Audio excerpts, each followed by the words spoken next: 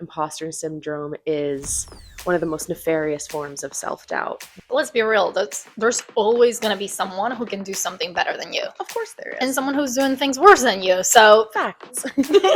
And I think it's a much better investment in self to practice self-understanding and self-compassion rather than investing your energy in trying to emulate the oppressor.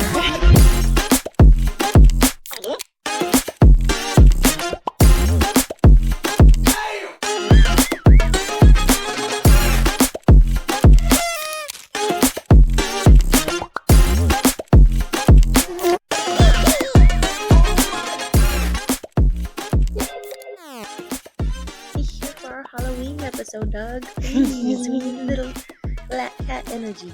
Yeah, or mascot. Exactly. Did I tell you about how the other day I was petting his tail? No, And what do you mean? Like, he was laying down, and like his tail was like on my desk. It's like laying on my desk, as he likes to do. Yeah. And like his tail was just like so flat on the surface. So I just started kind of like doing this to his tail, and he started purring so hard.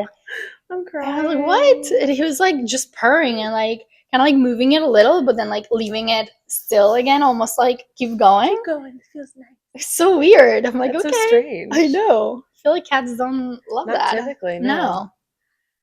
It's such an expressive little bit. Yeah.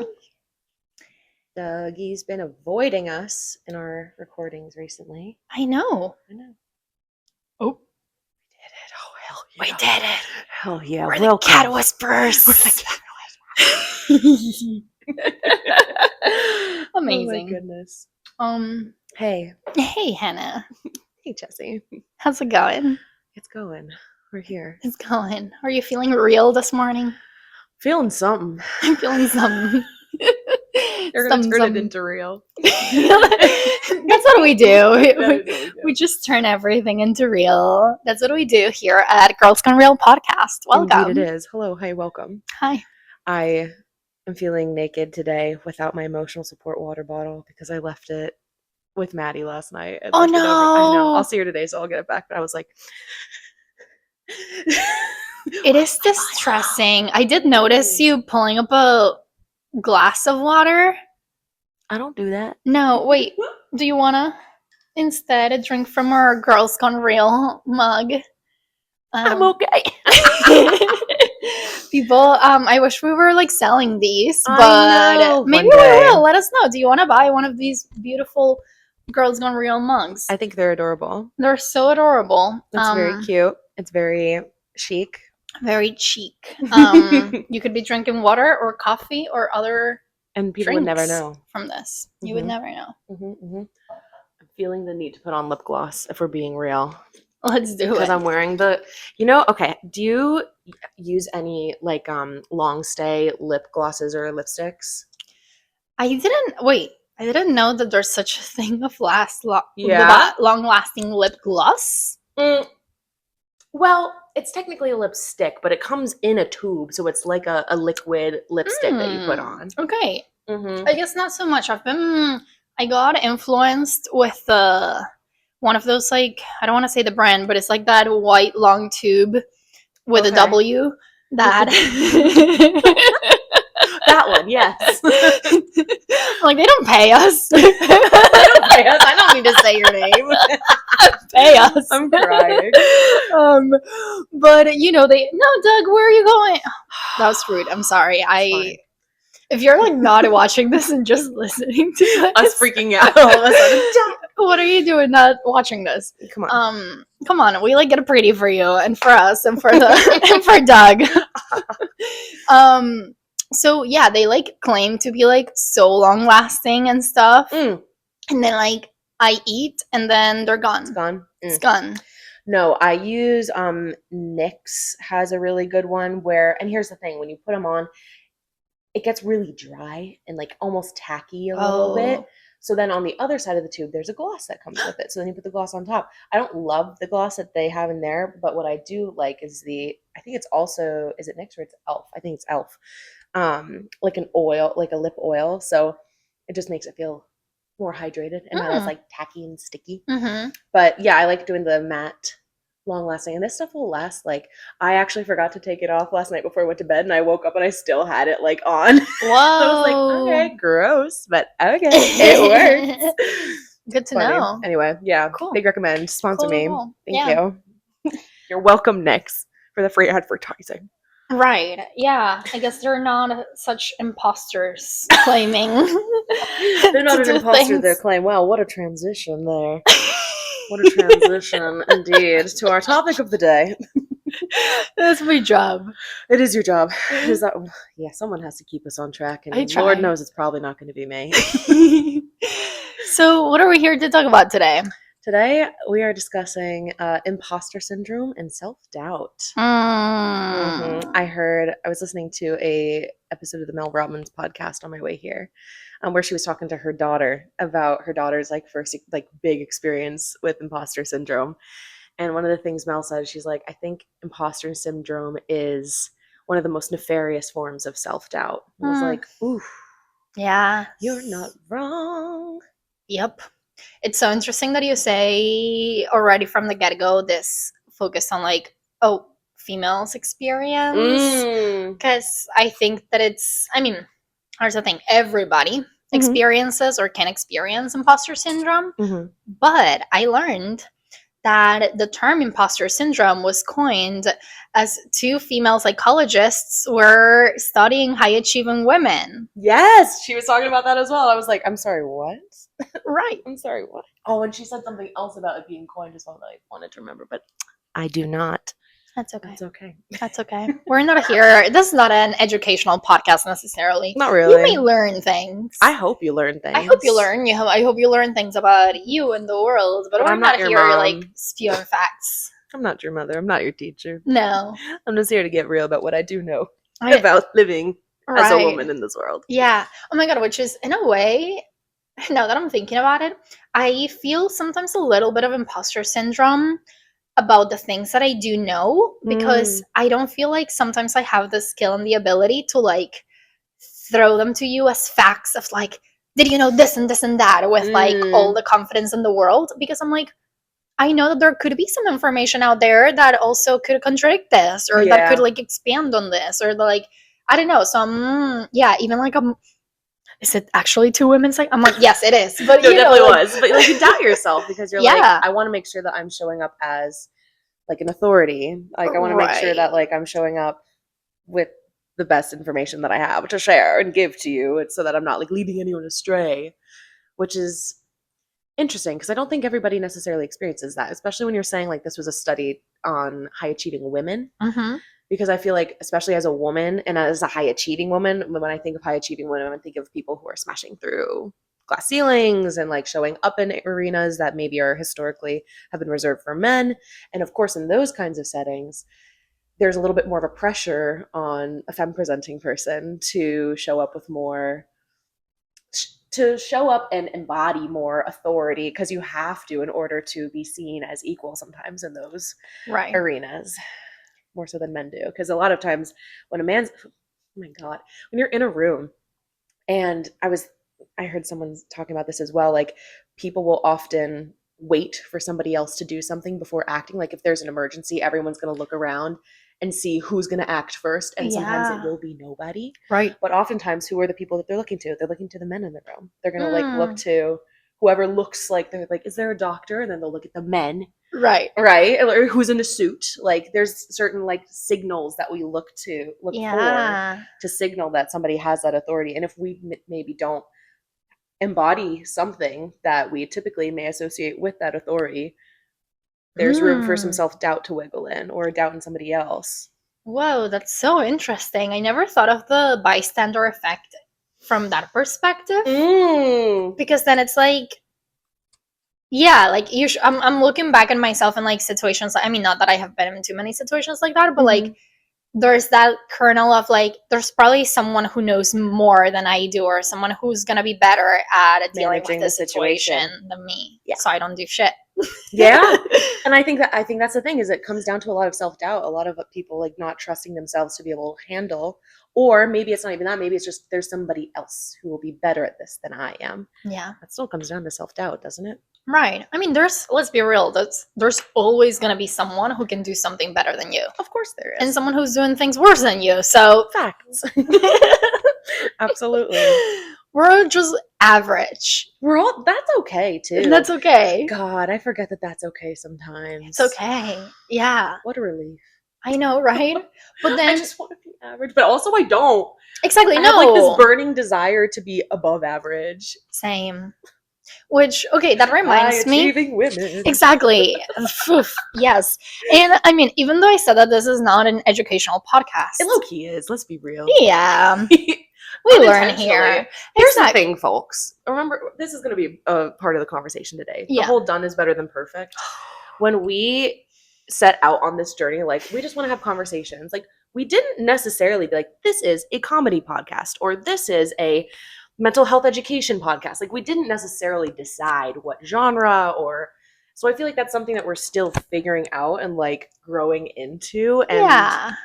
What you're going to hear every time is literally just the conversations that you and I usually have. And where I'm like, as people ask me to describe it, I'm like, girl, I don't know. It's so hard. I know. I was trying to describe it yesterday. I was too. I don't know. I can give you some keywords. Mm-hmm. Taboo. Intersectionality. Deconstruction. Mm-hmm. But I also hope that this feels like silly and that you can like maybe laugh with us. Yeah. But anyway, back to the education that I'm going to provide to you. No, that's okay. Because I was trying to like... Did you say you were going to cry to me? Cry to you? Oh, I heard you wrong. My bad. I was like, oh my God, we're going to have a cry sesh. Load me in. I'm ready. I mean, maybe not on camera, but who knows? I'm not making promises. That's okay. No, that's we keep it real. Let's hear it. Okay, so back to the idea of like how that intersects even with like bystander effect and thinking that we have to be like the best or that there's going to be, the best at knowing the facts or the best at handling something. I found out that there's different types of imposters. Ooh, okay. Interesting. Tell me more. So, and like this is based on some research that categorize 5 different patterns of imposter syndrome. I'm so intrigued. I love a little list. I know. Yeah, which also might as well also define imposter syndrome as a pattern of thinking tied to self-doubt, perfectionism, and external pressures. Also, I mean, I want to like make a mental pin to come back to perfectionism and how that's tied to white supremacy and the patriarchy, as we always tie everything to. But back to the 5 types of imposters. And you know that I'm going to tie that right into the patriarchal religion that has, anyway. Yep. Good. So we got the perfectionist with the idea, I must do everything flawlessly. Perfect.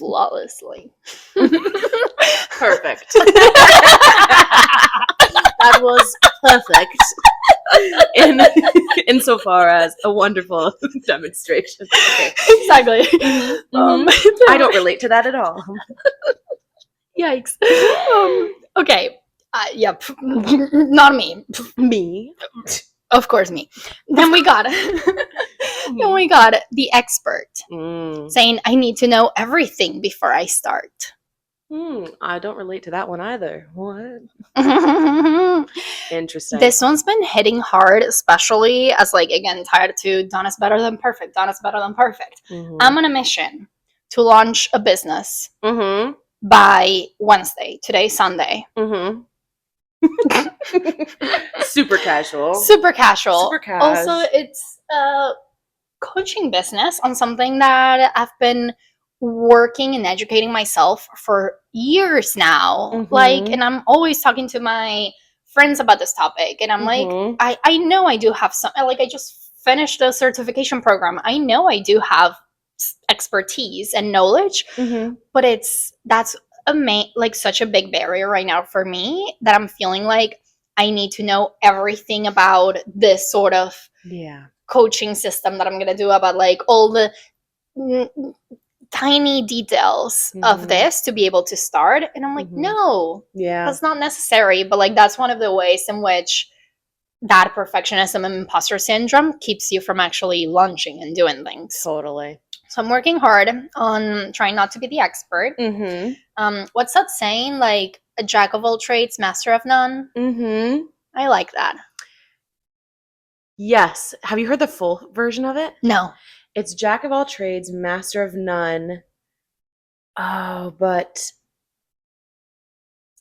And then, oh gosh, I need to actually look it up. We'll look it up when you're done with this. But it goes into it and it kind of subverts that as well, which is I always think is interesting. Okay, interesting. Okay, then we got the natural genius. Ooh. Who thinks if I struggle, it means I'm not good enough. Interesting. I also relate to that a lot. Yeah. Yup. Yeah. It makes me think also the idea of growth versus fixed mindset. And how, especially when it comes to music for me, that's been like a big thing. So kind of like, I remember being a teenager and picking up the guitar and trying to figure things out. But then my brother also felt like picking up the guitar and being so much more natural at it than I am. And being able to just like pick things up without studying so much. And like, I'm like, it's so funny. I was like being so methodical. I'm like, what are the notes that go under this finger? And like all the things. Same. And my brother just like grabs it and like he's doing it. Yeah. So then I'm like, oh, I'm not as naturally talented as him. So like, why am I gonna even try? Yo, I feel that. And that's been a pattern in my life. So yeah, I'm definitely not a natural genius, let me tell you. I put in the time and work to know the things that I know. Then we got the soloist who says, I must accomplish this alone. The amount of women that are stuck in this. Yes. Something that I've been rewiring myself post-divorce for sure. I'm like, I can't do shit alone. I can't even go to the grocery store. Please help me. Pick me up. I don't have a car. Take me. Oh my gosh. No, I feel that. I feel like I was put in so many situations. Well, even just moving to, I mean, you had a similar experience just moving to Philly by myself and being like, well, now I'm here. Nobody's here to support me. Nobody's here to take care of me. And like, that was a pattern that was kind of reinforced throughout my adolescence as well. So then I was like, it's just me. I'm in charge. Whatever. I can do it by myself. And to this day, it's so hard to be like, no, actually, can you do this? Like, I would like somebody else to help me, please. I know. Yeah. I have to say, even me asking you to please buy me some soap this morning, I was like, there's like a little voice in my head. I'm like, Chessie, you can literally like walk to the corner store and see if they have it there. Or like, and that's the thing. I was like, I'm already going to be at the store. That's what I'm like, already going to be there. I'm all for it. Right. So again, you don't need to be a soloist. And pretending that you are makes imposter syndrome thrive. Then, last but not least, we got the superhuman. Saying stunning. I should excel in all areas of life. So here's my question. What if you're all five? Right. What if every single thing you just said makes me want to break down in tears? Yikes. Then I think I have a diagnosis for you, my friend. Great, perfect. What is it? You're an imposter. No, I'm kidding.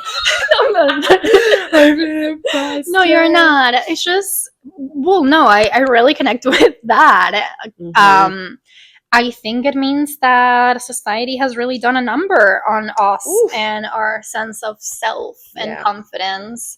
And it may mean that we got some work to do. Absolutely. Oh, always. There's always work to be done. And that's okay. It's never over. Yep. Yeah. But oh my God, that's superhuman. Like, I even like remember posting 2 weeks ago on my Instagram being like, joking, like, haha, I pretend to be Superwoman. So like, here's all the things that I'm doing. I did find a Wonder Woman costume. Might as well have a Wonder Woman costume to go with all of the things I'd be doing all the time. Exactly. Yeah, and it's something that like when I find myself devoting a lot to certain area of my life and not enough to others, that imposter syndrome really starts creeping in and like not feeling such a good friend or daughter or whatever it is. But then like I could be like rocking it in another area of my life. I could, but still doesn't feel enough. Yeah. Ooh, yeah. It's the enoughness. I feel like we talked about this a little bit with the shame and guilt episode as well, which shame and guilt feels like it goes kind of right hand in hand with this, like Oh, the yeah. self-doubt, the imposter syndrome. They're besties. They sure are. Oh my gosh, yeah. No, shame and imposter syndrome are like like linking arms, la-di-da, running through the fields together. Yep. Because that's, I feel like a lot of where imposter syndrome comes from. Like, it's a perspective thing. It's like it's the self-doubt. It's seeing yourself as not enough or unworthy or not. It's just not enough. And it's like, who decided what's going to be enough? Like, when will it ever be enough? Right. Will it? I fear it won't. Exactly. And I fear it never will. And that's the trap of perfectionism, and how I don't think imposter syndrome exists without a good amount of perfectionistic tendencies. Yeah. And okay, here's where we tie it to white supremacy and this expectation that there's the quote unquote right way of doing things, which is not a right or wrong. It's just the prescribed way by the group that has had power historically. Yeah. Exactly. So then also, I mean, of course, we have to name how imposter syndrome tends to impact a lot more people who are part of marginalized communities and who have been oppressed and pushed away and not represented. Yeah. Because then it's like, well, when you look around and everyone looks different than you, or shares like, or has different identities or life experiences, then if you're not matching that, then you feel like you don't belong, or you don't feel enough. And that's, again, like that, those standards of white supremacy are so embedded through so many layers of our systems that we don't even notice what is that and what's not. Absolutely. Absolutely. And not just, and like the white supremacy, absolutely. And a tool that white supremacy has used is this Abrahamic patriarchal religion of Christianity. This, you have to be pure, you have to be white as snow, something outside of you needs to save you. Like you're never going, you are inherently unworthy, you are inherently a sinner. And here's all of the things that you have to do to become worthy again. And like, all of these things, and at the end of the day, who are the people, like even the rhetoric being used of white as snow, pure as snow, like purified by the blood of Jesus, and these things, it's like there's all of this purification and whiteness imagery that ties right on in. And it's just, we don't even realize sometimes how much these things have impacted us.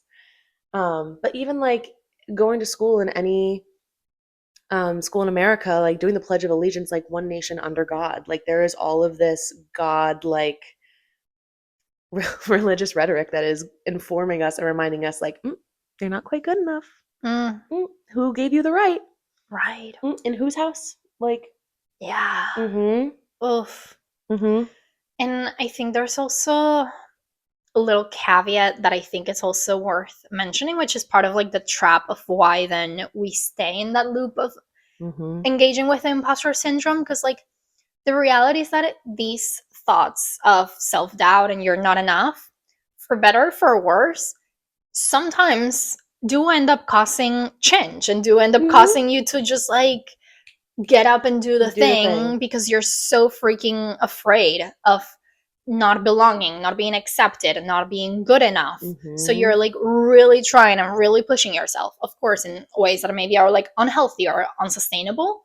But the point is that a lot of people who experience imposter syndrome do end up being very high achieving and end up doing a lot of big things.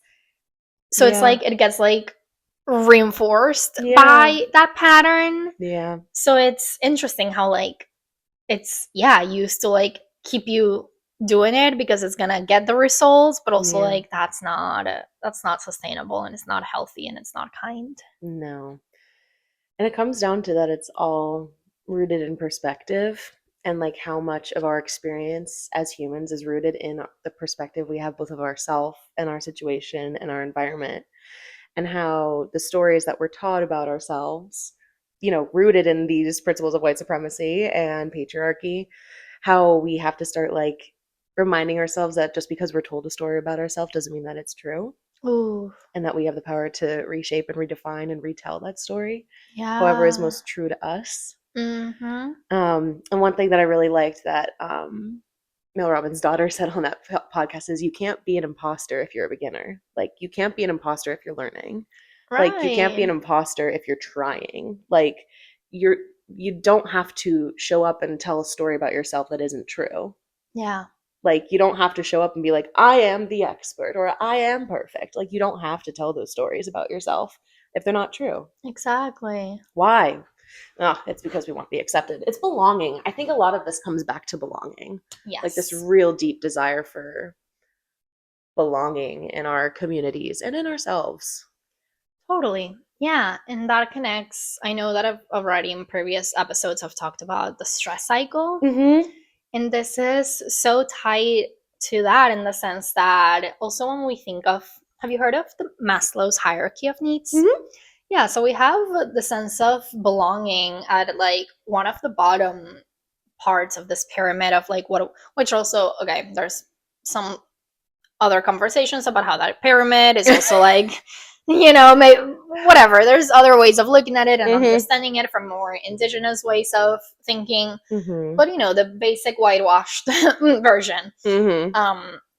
is again seeing that sense of love and belonging as something so core for your human needs that when you don't have that met, Mm-hmm. it sends you into that like scarcity mindset, stress cycle. Yeah. That it has you operating in that like fight, flight, freeze, fun way, Yeah. and not in the most rooted and aligned and embodied version of yourself. Mm-hmm.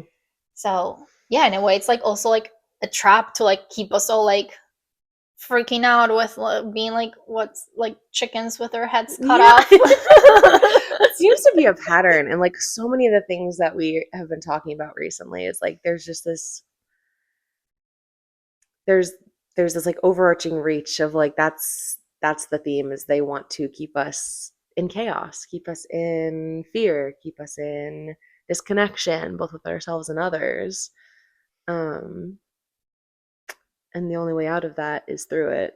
Right. And to play with all those pieces and choose belonging and like choose joy and like choose to ignore the self-doubt, or choose to repurpose it. Yeah, totally. So go ahead. Like so many thoughts. You talking about school reminded me of like even my experience of imposter syndrome when I got to this country at 17 to go to university, and going from having like a 4.0 GPA back in my high school in Venezuela and feeling like, you know, I was like at the top of the class, maybe like the second highest, or like whatever. And then I get to Temple to go to college, and I have classmates who already came in with dozens of credits because they took the AP classes or this or that. So it's like we're already starting from different levels. So like me thinking like, you know, I had this like kind of like sense of self of like me as a high achieving good student, and then I'm in a setting where like I'm already behind. Yeah. But not because of something I did, but because of how the systems are designed. Totally. I mean, and in a similar way, I also felt like an imposter going to those situations, having taken a bunch of AP classes, but not having taken the exams, because asking my parent for the money to take the exam was not a safe experience for me. And like then coming in and people talking about that class, and I was like, oh yeah, and they're like, oh, so then why are you in this class now? Like, you didn't get the credit for it? I'm like, no, I did not. But I promise I took the class. Yeah, so many of those little things. Like, I mean, That's hard. God, in school in general, I just felt like an imposter my whole life because I was homeschooled until 7th grade. And then going in, I literally did not know anything about anything. I didn't know how classes went. I didn't know like recess or lunch, like how to find a table, or like the social etiquette rules, or God, pop culture in general. And so I felt like I was always I mean, I felt a lot of times I did take on an imposter role because I was like, people can't know that I don't know things. So then I would lie and I would try to like show up and be like, no, I know this thing when I really don't, because I was so desperate not to be seen as different. So desperate. Let me tell you, in 2007, that shit had consequences. Kids were not kind. Yeah. I'm sure they're still not kind, but oh Right. my God, in the 2000s, like, yo, bad shit. I know. Bad. But yeah, That's so interesting. Mm-hmm. And I'm sorry. Oh, it's okay. I mean, it wasn't okay, but I am Right, who I but am now. you are okay. I am okay. Yeah. But that shit leaves a number on you. And I think that's something that's important too, is like also having the both and. Like, yes, we can be aware of the self-doubt and how painful it can be to like be rejected and not feel that belonging, and like hold that little inner child who like experienced all that shit, and also give that inner child and yourself permission to like move beyond it and be like, you don't have to be perfect, you don't have to, you can relearn all of this slowly. Like, you're not going to, like forgiving yourself for any of the times that you maybe have lied or embodied something else, or like given a little part of yourself away in order to try and belong. Like, that doesn't make you a bad person. That just makes you human trying to survive. Exactly. Yep. Yeah. Which reminds me, it's so funny, just like preparing for this episode, I remembered that I gave a presentation at an Ivy League university to talk to grad students about how to manage imposter syndrome. And felt like such an imposter getting paid that amount of money to go to an Ivy League school to talk about this. Kind of like, who am I? Who am I? Who gave me permission to do this? Like, right? Who says I can talk about this? And like, of course I had things to say. And like, it was good. It was like, I connected with a lot of students. It was really cool that a lot of international students were the ones that came, and I was able to connect with that experience of being an international student. And something that, okay, I have two things, but forgiving yourself. But I want to make a comment about a question that a student asked me, which was kind of like around the cultural aspect of, okay, I'm noticing that in this system, in this culture, for you to be paid attention to, for you to be heard and listened and valued, you have to be big and loud and confident and steady in these ways that they're Asian, and from their cultural perspective, that goes against a lot of the things that they are taught and conditioned, and that what they understand as respectful and kind and ways of engage with other people. So then it puts you in such a tricky predicament. And looking back, I'm like, I don't love the way that I answered that, but again, I'm forgiving myself for it, because it's such a hard line of like, okay, technically I could tell you to like just try to do this trick and this trick and this trick to emulate that and try to get that power. But like, that shouldn't be and I don't think that was my answer, but again, that shouldn't be the why or the how. It should be more of like how do we adjust the system little by little to make room for other ways of showing up in ways that are also respected and valued, so we don't feel like imposter if we're taking a different approach, if we're maybe like not being as like loud and assertive, but more like, hey, can we like chat about this and like be more quiet, and like also being like, have respect for that. And like, if we're not able to adjust the system as a whole, maybe part of that little by little is just letting yourself embody however it is that we're showing up, however feels most authentic, or it feels like, even though I'm not perfect or the superhuman or any of those other archetypes, like, how can, by embodying this different way of being, how can that maybe be a little part of the revolution? How can that maybe be like a little part of the shift? Yes, exactly. And I think it's a much better investment in self to practice that level of self-understanding and self-compassion rather than investing your energy in trying to emulate the oppressor. Exactly. And that's the thing too, is like as I'm thinking about this, like showing up as quiet, or like that quiet strength, or just showing up in ways that maybe go against what typical expectations are. Like being really clear about, like, am I showing up in this way because that is genuinely who I am, or because I am afraid of disrupting the peace, you know? Like how, and Yeah. that doesn't have to apply just to showing up quietly, but is how I'm showing up an authentic embodiment of who I am, or am I showing up as an archetype or a character that I think will be received and accepted best, you know? Because I am thinking, Yeah. as you're like talking about like showing up quietly and strongly, like I had a supervisor at one point who was very quiet, very demure, and it was not a strength thing, it was a fear thing, Right. you know? And it's like, Exactly. I was so curious who she would have been if she had been more confident in herself, or just like accepted who she was as a leader. Yeah, and that's where like the values come in. Because Yeah. again, if that's your way of being and you feel very confident and sure and aligned with Mm-hmm. that way because of your cultural values, and that's like really, kind of like after Mm-hmm. doing your own self-reflection and mindfulness, it still fits. Mm-hmm. It's like, yeah, but That's when that. it's, to your point, when it's coming from a place of like, you Mm-hmm. should feel small again, especially when I'm thinking in the context of like those international students, of my experience being in spaces where the people in power and the people making decisions don't look like you, don't sound Yeah. like you. It's a lot harder to see how that is validated and like how it's valid. Yeah, absolutely.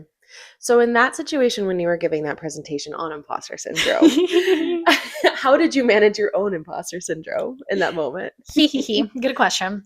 um what did I do? Well, let me see. A big part of what I was trying to show, like, and teach, that I apply to myself was self-regulation before. Mm-hmm. And like Yeah. making sure that I was taking my deep breaths and that I was being also like authentic with myself, and like in even in the presentation, and this is something not just that moment but in general, if I'm feeling a little nervous, sometimes like I say it. Yeah. Like, and I Give a just voice like to it. own it, give a voice to it, invite people to like take a deep breath with me, because I know that's going to help me and help them. So Mm-hmm. that's something that I know, that when I'm the most self-regulated, my thoughts make more sense. I am Yeah. able to Oh pull God, from yeah. my strengths a lot Mm-hmm. smoother Yeah. in all these ways. So that's something that I did. I also allowed myself to not have all the answers. Mm-hmm. And that's something also that, like, when I was trying to answer questions, it would also come with like a lot of caveats of like, hmm, Hmm. I'm not 100% sure about this, but I wonder if this could be helpful. Mm-hmm. Also coming from that perspective of, I'm not the expert. Yeah. And yeah, I don't know. I'm trying to, that was like a couple years ago. It's Mm. interesting how like time really can like distort and make you Yeah. forget things. But I Mm-hmm. think just another aspect of it that helped me then and has been helping me so far is like that piece of self-compassion. Yeah. Absolutely. Knowing that it's okay to make mistakes, knowing Mm-hmm. also that, like, almost like a reality check of like, okay, they are hiring a mental health therapist who doesn't have her license yet. And Yeah. they know that. And they Yeah. still hired me and paid me for it. Yeah. And like, if that would have been such a strong requirement that I need to have 20 years of experience to give this talk, I wouldn't be here. Yeah. If I'm here, it's for a reason. Mm. Absolutely. Thank you, thank you. I like that. Okay, so if you could go back to that version of Chessie and give her a little bit more of advice of what you've learned about like managing imposter syndrome since then, like what might you say to her? Hmm. I would say to her that it's also not a race to get it all done and said and communicated in that specific moment, knowing that like it's okay if maybe I was able to provide a certain extent of the information, Mm-hmm. or it's okay if I just planted a seed. Mm-hmm. but that it doesn't have to be everything. And I don't have to be everything to everyone. That is so good. I don't have to be everything to everyone. Where did we learn that? Like, where did we... Is that an eldest daughter thing? Low key. I wonder because I relate to that so deeply, like feeling that I have to be everything to everyone all the time. Like, if I don't show up, who is? Like, exactly, which ties back to the superhuman kind of imposter.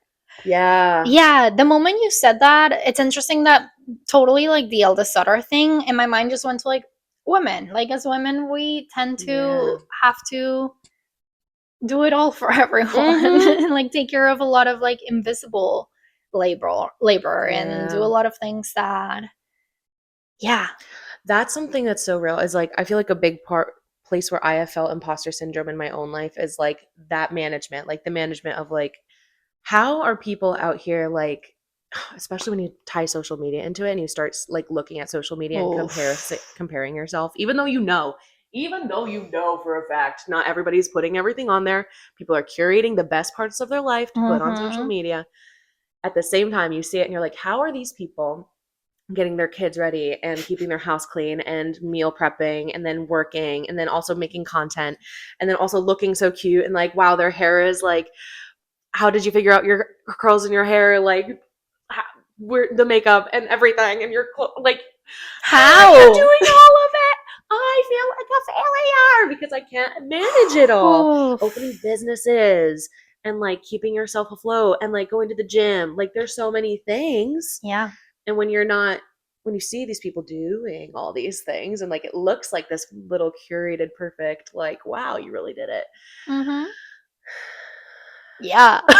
Like, I can't even be everything for me. Like, forget about everyone else. I can barely be everything for me. Exactly. Oof, I feel that so deeply. It's like, so then I just have that imposter syndrome in my own life. Like, even this, like showing up on a podcast where we're like talking about ourselves and our lives, or showing up on my social media when I'm like posting, because as an astrologer, a lot of times people look to me like for the answers. They're like, what's going on right now? I'm like, bitch, you think I know? You think I know? I can tell you where the planets are at, and I can tell you what that kind of archetypal vibe might be like, but I don't know. I'm tired just like you. Like, and then I feel like, oh God, well, I have this knowledge, like you were saying earlier, like I do have knowledge, like I do have these abilities. Why does it not feel like enough? Right. Why don't I trust myself? Okay, another layer that's been like coming to my brain also about like having to do it and be all is how that shows up with my own queer imposter syndrome. I was thinking about this too, actually. Please go forth. Yeah, especially as someone, and again, we just talked about coming out as queer while in a relationship with a man, and like already just that of like having my coming out experience being while in relationship with a straight cis male. It was already like, well, who's gonna like certify my queerness? Who's gonna certify my queerness? Can I get a certification? Can I get a stamp of approval from the queer community, please? Right. Oh my God. I feel that. And that idea that like maybe you could be like, I was gonna say something, I'm like, no, because that doesn't exist. I was gonna say like A+ queer. What does that even mean? Like that's not Tell me you're an eldest child without telling me you're an eldest child. I'm screaming. Can I be an A+ queer, please? Tell me how. Oh my God, let's make t-shirts out of it. Please. A+ queer. I would buy that shirt. I was gonna say, guys, would you buy something like that? Please. Great, perfect. Okay. Coming soon. We're doing it. TikTok shop near you. Yes. Don't steal it from us. We're gonna do it. I'm hissing at the camera. I was gonna say, did you just hiss? I did it. I've been letting myself make feral noises lately. Let me tell you, like when I get mad, I'll just be like, and it's not fair. Like just screaming like a fucking gremlin. Good. Oh my God. Yes, actually, feels good. I was at the dinner. I was last night. One of the people literally barked.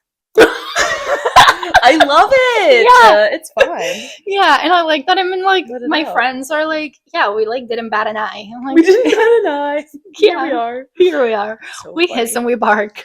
I'm crying, but you were talking about being an A+ queer. Sorry. Yes. No, it's fine. I just Thanks for bringing us back.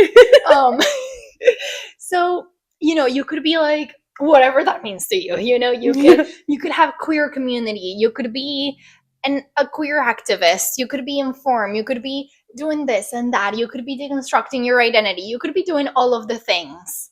Yeah. But then you're in a relationship with a man, that all goes down out the window. Like, I'm like, no, now you fail. Now you fail.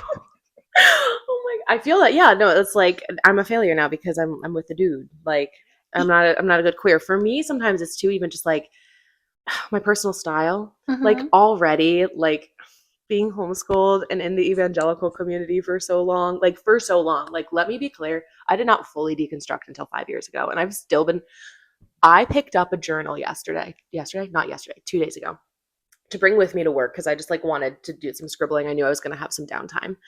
And as I open this journal, I'm going through it. I'm like, holy shit, this is a journal that I kept during my deconstructing. Like it started with like full like devotional, like Bible verses, like God, this and that, like whack. And then started going into, I've been reconsidering things.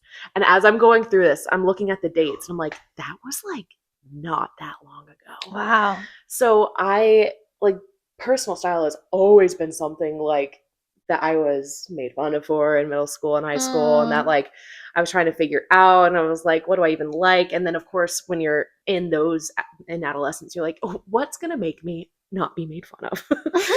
What's gonna make me, well, at least for me, it was what's gonna make me fade into the background? Like what's gonna take me out of the line of view? I don't want to be looked at. I don't want to be seen, because when I am seen, I am hurt. And then in college, starting to try and play with that more. And then like as I came into my queerness, being like, I dress too straight. Like, and being like, every time I put on an outfit, I'm like, how can I make this more queer? And it becomes like that instead of like, how can I make this more me? Exactly. And I'm like, that's the imposter coming out, where I'm like, I feel not queer enough. Yes. Especially being like literally engaged to a man. I'm like, how can I, oh my gosh. And then this is funny too.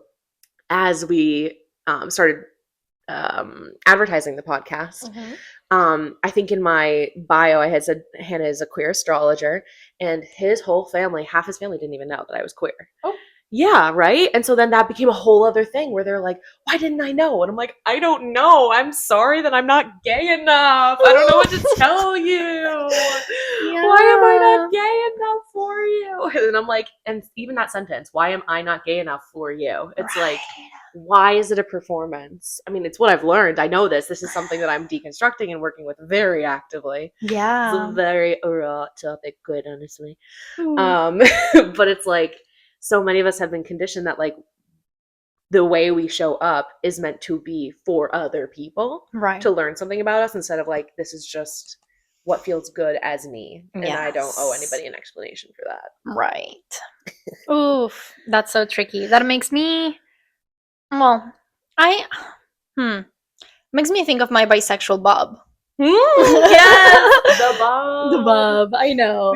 And that was like in a way informed a little bit by that imposter syndrome of like, you know, I'm about to get married to a man. I'm like super girly feminine, and I love that about my style. And that's not something that I necessarily want to change for that. What is something that I can change? My hair. Yeah. Let me chop it off. Let me chop it. Yep. And that is something that weirdly enough did soothe a little bit of that voice of him. I feel that. That's what my tattoo was for me. Yes.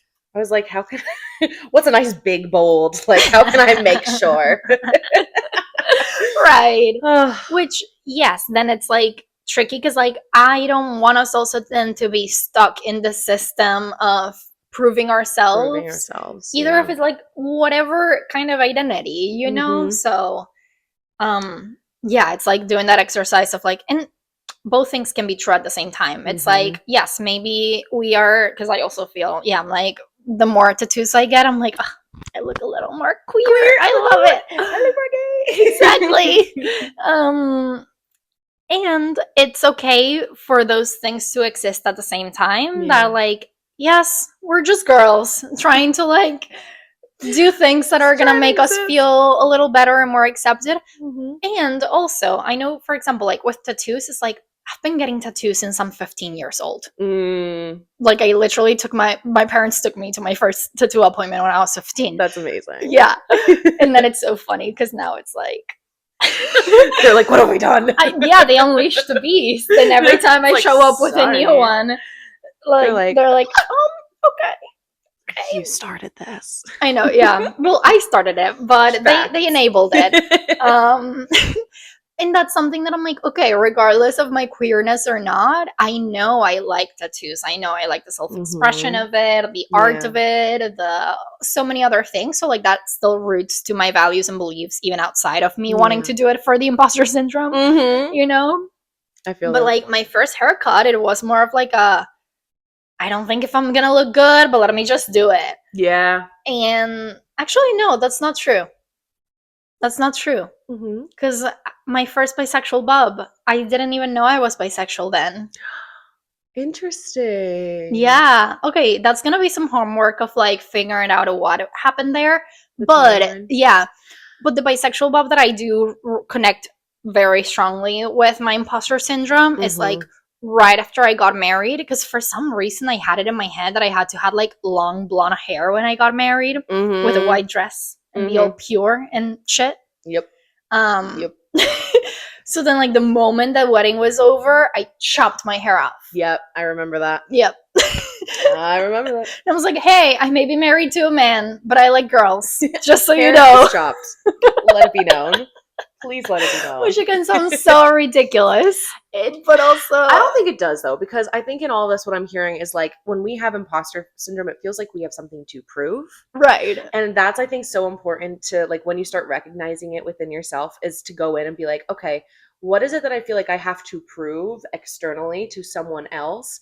And how can I maybe instead turn that inward and prove it to myself in a much quieter, more authentic way? Like, how can I prove, like for me, if it's not showing up like as queer as I want other people to think I am, I'm like, okay, well, what is it that I'm trying to prove by showing other people with whatever it is I'm wearing that I'm queer? Like, what is it that I'm actually trying to prove to them? Right. That I am different, that I am not going against the grain, that I am myself, that I am me, that I am not who everybody else wants me to be. Okay, great. How can I just do that in a way that feels more like me without having to like prove something specific to anybody? Like, how can I just be me? Yeah. How can I just show up authentically? How can I just wear what is that feels good and that looks fun to me, not for anybody else? Yes. Yeah. And that's, I think, where tying it back to self-compassion, it's so important also to like be able to forgive yourself for the moments where you acted with some misalignment because you're just trying to keep yourself safe and protected and sort of accepted and loved and validated in ways that maybe weren't the most authentic ways of showing up. Yeah. So then it's, really important to be like, girl, you're doing your best. Okay. It's okay. You're doing your best. We're literally all just doing our best out here. We are. Maybe not all of us, but most of us. You know what? You're right. I'm going to extend it to everybody. We are all doing our best. Even if sometimes what we believe to be our best is really still just us trying to please somebody else. That still is like in the moment, even if you're not recognizing that, like you can give yourself that self-compassion because in the moment you were doing your best to keep yourself safe. Yeah. Which is, as I'm thinking about it, like in that extension to everyone, I'm thinking about really big polarizing figures. Right. And I'm like, is that person doing their best? I think there's a lot. Sorry to interrupt. No, go ahead. I think there's a lot of people doing their best that be hateful and awful. Yeah. And they're accomplishing it. They're doing it pretty well. I'm like, okay, so why is it that's something that they feel that they need to do? Because I'm like, what is at the core of that? Why are we... I'm going real off on a tangent here, but I'm like, sometimes I look at that too, and I see people who are, and even let's take it down a scale, like, because when we're dealing with the rich and powerful, the motivator is always it's still money. It's money, but it's also that's because where they feel like worth and safety lie. Yeah. So it's much more convoluted up there. But even just like as I'm thinking about people that have hurt me or who have made decisions that in my life where I'm like, why would you do that? Like, why are we showing up in this way? Like, are you really doing your best? And then I think about it, I'm like, in that moment, maybe it was. Maybe it was just something that was like, that was the best that they had at the moment. And if I can forgive them for that, you better believe I better be able to forgive myself for those moments as well. Like, we're not always going to be perfect. We can't be the perfectionist all the time. That is a recipe for disaster. Right. Yeah, we don't have to be A+ students all the time. We can get some C's. C's get degrees. C's get degrees, baby. That was C never queer. Oh my god, that was never my motto. I'm like, I almost like cringe by that. I at first, like in high school and everything, I was very like motivated. Dude, my high school did a thing where the top 10% got honored in this big ceremony. I was in the top 11%. I missed it by 2 people. No. But then I got a scholarship, so I was still there at the ceremony, but I just didn't get to sit with the top 10%. I was like, bro. Anyway, I don't know why. But from that experience, I think it took me from like striving with those A+ to be like, fuck this shit. At this point, I just need to get through it. Like, I just need to get through the classes. And then when I got to Temple, I was so fucking busy. Yeah. I was like, there's no shot that I'm getting A's in all these classes. And you know what? That's gonna be enough. That's gonna be okay. Fair. Yeah. I had to. I was like, yeah, I guess that's where like also like the intersecting identity of like being an international student comes in, because like also like getting a scholarship for college, needing to maintain it and being like, if I'm not the best at this, there's gonna be a long line of citizens that are happy to take my scholarship. Yeah. And not only the scholarship, but like the internship, the job, the whatever it is. Yeah. So there's like, definitely for people who are from more oppressed groups, there's definitely like a little bit extra effort that you have to put in for some things, and then like more consequences if you're not perfect. Yeah. And that definitely, like, that's just a breeding ground for continuing to keep marginalized groups small and disempowered. Yeah. So I think, especially for folks in those categories, like getting to reclaim your power through denying perfectionism, its constant strength or presentness in your life can be really empowering. Yeah. Yeah. Perfectionism sucks. It really does. It ruins so much shit. I know. It takes all the fun away. It does. There's no fun in Okay, here's the thing though. I derive so much joy from like symmetry. Like, I'm thinking about visual, like, aesthetic symmetry and stuff. Right, I'm thinking of like me building my website and being like, done is better than perfect, but also like, this box has to go right here. It needs to be perfectly aligned. Okay, perfect, great, thank you. I enjoy it, man. Right. That's also, I have to give credit to biology. Like, biologically, we enjoy symmetry. Like, it's, it is what it is. Yeah, but again, I think it's still that trap, because then like we're getting the dopamine from like the tiny little things that we can control, because we can't control so much else around us. So it's easier and more sustainable to like put our focus and energy in those tiny things that are actually not gonna like push us very far. Totally fair. But maybe self-soothe us in the moment. That's the thing too. How much is self-soothing? How much are we using like these perfectionism things as a tool for control so that we have that feeling of control and safety in our lives, and how much of it is actually authentic and actually genuine and actually bringing us true joy. Right. Oof. Yikers. Yeah. I know. This is a real moment when we're like literally just like speechless. Thinking. I know. I think I said my points. Yeah. I think I've said my points. Actually, can I wrap us up with a couple helpful tips? Please. Okay. that I took away from my slides from Incredible. the presentation. Please do. Please, go for. So, imposter syndrome. What to do about it? Let's go. Let's go. Take us through it. Sorry. Like, my notes are silly. I was like literally in parentheses, like, from pen presentation, managing imposter syndrome. I'm screaming as if you don't know what it's from. Right. Bye. Okay, so, well, number one, we gotta practice self-care with self-compassion. Yeah. You deserve rest. Yes. And know what you can't control. Yes. That's a big trap that we think, again, like, I went to bed at like 2 a.m. tweaking little things for the website. Mm-hmm. I'm like, that didn't need to happen. Like, Yeah. I can rest and go to sleep, and that's gonna be okay.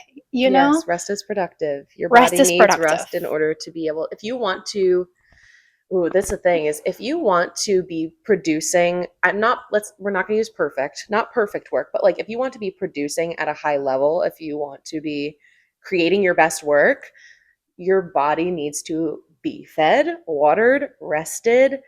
Like you need to care for your body the way you would a little plant. Like if you want that plant to be blooming and blossoming as beautifully as it possibly can, it needs care. And yes. So do you. Yes. And I'm not going to get too deep into self-care because that could be a whole other... We should do an episode on self-care, actually. Totally. Yeah, because I want to make sure that what I mean by self-care is not like the bubble baths. Mm-hmm. It's the real self-care. It's the community care. Yeah. Is the embodiment, is the mindfulness, is the nurturing your body in ways that are aligned with your values. Yeah, it's holding yourself accountable. Yes, exactly. Yes. Yeah. Which then goes to another point, which is set boundaries. Yeah. With yourself and with others. Yes. So it's like that can connect with even the rest of like set that boundary that like enough is enough. I did enough. Yes. This is a time to rest. This is enough. Yep. Also, and this is more for like, I mean, I don't work in like a corporate setting or whatever, but if any girlies are just in settings where like there's a lot of non-promotable work that gets assigned to women. And that's where, again, maybe we like get all perfectionistic about like planning the coworker's birthday party. And like we're putting so much time and attention and effort into those things that like are not gonna really matter. You know, when they're like considering people for a promotion, they're not gonna be like, oh my god, but Hannah planned such a sweet birthday party for Tim. They don't give a shit. No. So unless that is aligned with your values, unless you are like not interested in the promotion of it all, and what you're there to do is connect the community of that workspace, 100%. Like we don't need to be getting our panties in a twist about what color the balloons are. Right. Yeah. But even, I mean, again, this is a whole other thing, and I know we're gonna talk about money in another episode. But that's something also, quick parentheses, that I was thinking, I remembered. I wanted to mention how imposter syndrome very often keeps us making less money than we could or that we deserve. And asking for raises and such and negotiating. Oh, yeah. Or even right now for me, like trying to set my rates for my coaching service and be like, I'm not an expert enough to be charging this or that. Where like, you know, there's like, of course, some valid points on that, and like we always have to be checking ourselves and not exploiting people and all of that, but also like imposter syndrome is making you make less money than you should. Another thing, labeling thoughts. So when we notice these little things coming to our head, we just label it as a thought, and that helps us kind of separate it a little bit from that emotional core belief that you're not enough or that you have to do this or that, and you're like, no, this is just a thought that makes me want to think or is trying to convince me that I need to be doing this and this and that, but that's just a thought. It's not the reality. It's not the law. You know, it's and like that brings me, as you said, it's just a thought, it's not a reality. That phrase, your thoughts create your reality. Yes. In terms of, you know, for me it's very helpful to think of thoughts as parts of stories. Like what stories have I been taught about myself, and is this thought connected to the story that is true for me right now, or is it that like from a past story? Is that from a past version, like a few chapters ago, who I was then, or like what they were trying to make me back then, and it's still here? Because have you ever seen that that demonstration when talking about trauma, how there's two dots on a piece of paper, and one is the past, something that you've experienced, and one is the future or the present, that's us living right now. And when you're experiencing trauma or a moment of like activation, the paper gets folded in half, and your body can't tell the difference between the past activation and what's happening right now. Right? So that's sometimes so when those thoughts come up, like putting a hand on your chest and being like, hold on, that's from something in the past. This isn't like, I'm physically safe right now. That thing is not actually happening. Restating to yourself what is actually happening. If you were an objective observer, what is actually happening? Yes. Reminding yourself like, ooh, okay, girl, all right. That was kind of a silly thought there. Like sometimes I'll catch myself saying real mean things to myself, and I'll be like, ooh, girl, it's okay. Relax. That's not, you don't have to hold that one. Right. Let that one go. Yep. And then I'll be like, oh, okay. That feels better. Whew. Thank goodness. Okay. Silly me. Right. Whew. So it's so important and so empowering to be able to recognize and label those thoughts. Absolutely. And then last but not least, identifying the systemic factors that are contributing to you feeling this way. Yeah, dude. Name them, notice them. Yes, understanding and kind of like asking yourself, depending on whatever setting you're at, whether it's like your friend group, your job, your studio, your whatever you go, like, is this system created with equality in mind? Was this system created to accommodate all of us and all of our needs? Absolutely. Yeah. Because very often when you're feeling like an imposter, or you're feeling like you're asking for too much, or like you need certain accommodations to be able to be at the same level as other people, that's not about you and your personal failing. It's about the system. So it's so important to be able to differentiate those. Absolutely.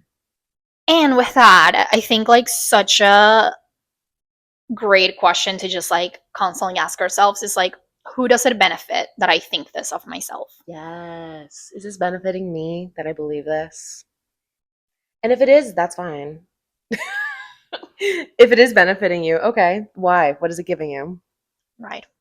What is it giving you? Yeah. And can you get that from something else? Is it aligned with what you actually want, what you actually value? Yes. It's a good one. Can you look up the jack of all trades full phrase real quick, actually? Because I feel like that may actually be somewhat relevant in this moment. Yes. I think if you search jack of all trades full quote, it should come up with the original. There's so many of these little things that we say that are like these little quippy phrases in the English language that have been cut off from like the whole original meaning. Right. So according, it's the AI overview, but I think it says, it says jack of all trades, master of none, but oftentimes better than a master of one. Exactly. Yes. Showing us that like, that's where it was going. Okay, yes. Jack of all trades, master of none. Exactly. Okay, so maybe you're not the expert. Maybe you're not the master of all of these different things. That's often how I feel because I like do so many random different things. Right. But sometimes it's like you don't have to be an expert on one thing. I see people all the time like they have one offer, they do one thing like really well, and I'm like, wow, that's amazing. And I'm like, one part of me really wants that, and the other part of me is like, that's not aligned for me. I know, like, I want to do it all. I know, I want to do it all, and that's okay. Like giving yourself permission to realize that the some people are going to be the master of one thing. Some people like that's what they want. They're going to do it. They're going to be focused on it. Fantastic, incredible, amazing. Number one, that doesn't mean that they're perfect at that thing. Right. And that doesn't mean that you have to be perfect at the thing you choose either. And number two, you don't have to be like everybody else. Boring. There's no reason. No. And if it makes you feel like an imposter, that like I'm showing up and I'm going to show up in this arena with all of these other maybe masters, and maybe it feels like I don't have all of the skills or abilities that these people do. You probably don't. You may not. And that's okay. That's part of being human. Yeah, exactly. Well said, my friend. You as well. Before we go, I'm wondering, do you think that Doug may be feeling a little bit of an imposter for being our podcast mascot and not even showing up? I mean, I feel like more that we're the imposters of calling him the mascot when he's never here. To be honest, he's like, no, I have in no way, shape, or form agreed to this, and thus I shall not show up as such. Right. Rude. But whatever. I think we can still agree that he is the mascot in spirit at the very least. Always. Yes. And as this episode is coming out right before Halloween, I encourage all of you to investigate the masks that we may be wearing for other people. Yes. In order to convince them that we are something that is worthy or acceptable or belongs. Yep. And maybe just take a look at yourself. Yep. And look at how beautiful everything that you already are is. Yeah. And let that be true. Exactly. Let yourself embody it. And find me hating wearing costumes, but still putting on my Wonder Woman corset that I found. I just want to look hot. That's so valid. I think we should all. That's one of my goals in life. Hot, just to look hot. Yeah. That's fair. Not to just look hot, to be hot. To be hot. Yeah. You know? I love that. It's not like how it's like it exudes out of you. I want that. I want that so badly. Not me again with the vanity. Whatever. It's not oh, we need to do an episode on vanity, girly. Well, you know what? Vanity actually kind of ties into imposter syndrome, I think, a little bit, because we have this like, what does it mean to be vain? All right, we can't start this. I'm gonna start a whole new episode right here, right now, folks. Let's wrap it up. All right.